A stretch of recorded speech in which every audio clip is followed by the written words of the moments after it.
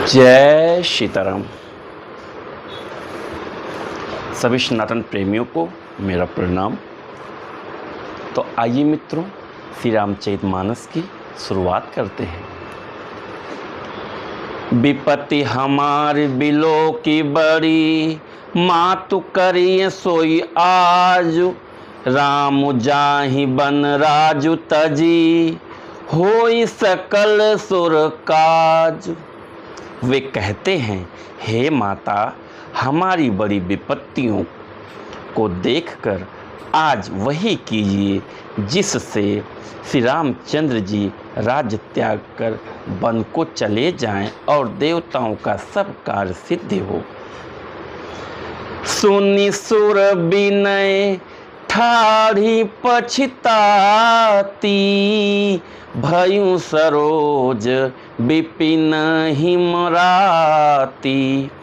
देखी देव पुनि कहीं निहोरी, मातु तो ही नहीं थोरी खोरी।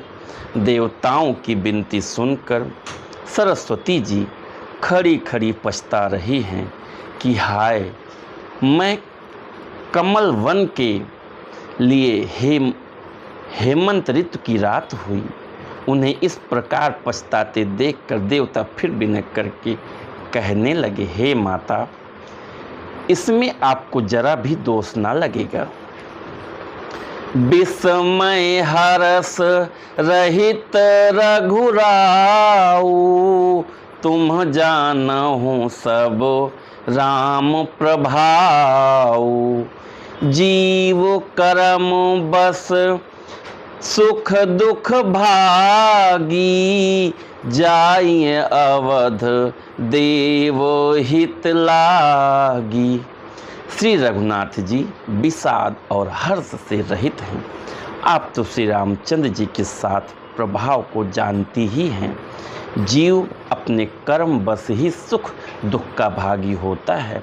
अतएव देवताओं के हित के लिए आप अयोध्या जाइए। बार बार गही चरण सकोची, चली बिचारी विबुध मति पोची।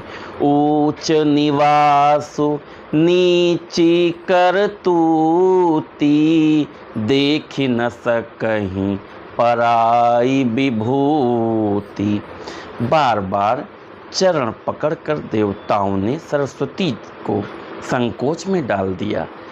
तब वह यह विचार कर चली कि देवताओं की बुद्धि ओछी है, इनका निवास तो ऊंचा है पर इनकी करनी नीची है। ये दूसरे का ऐश्वर्य नहीं देख सकते। आगिल काजू बिचारी बहोरी, करी है चाह कुशल कवि मोरी।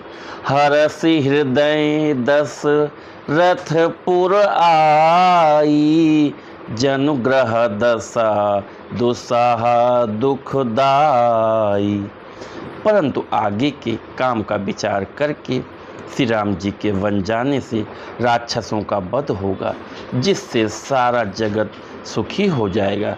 चतुर कवि श्री राम जी के वनवास के चरित्रों का वर्णन करने के लिए मेरी चाह कामना करेंगे। ऐसा विचार करो। सरस्वती हृदय में हर्षित होकर दशरथ जी की पूरी अयोध्या में आईं, मानो दुस्सह दुख देने वाली कोई ग्रह दशा आई हो। नाम मंथरा मंदमती, चेरी कैकेयी केरी।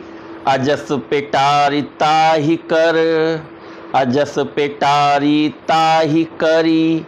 गई गिरामती फेरी। मंथरा नाम की कैकेयी की एक मंदबुद्धि दासी थी। उसे अक्षय की पिटारी बनाकर सरस्वती उसकी बुद्धि को फेर कर चली गईं।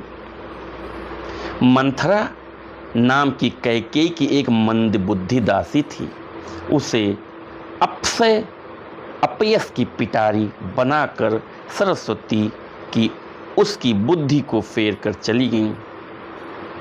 तो मित्रों, कैकेयी की एक मंदबुद्धि दासी थी जिसकी बुद्धि सरस्वती जी फेर कर चली गई। आपको पता है सरस्वती जी की ऐसी कृपा है, वो जिसकी बुद्धि जैसी चाहें वैसी फेर सकती हैं।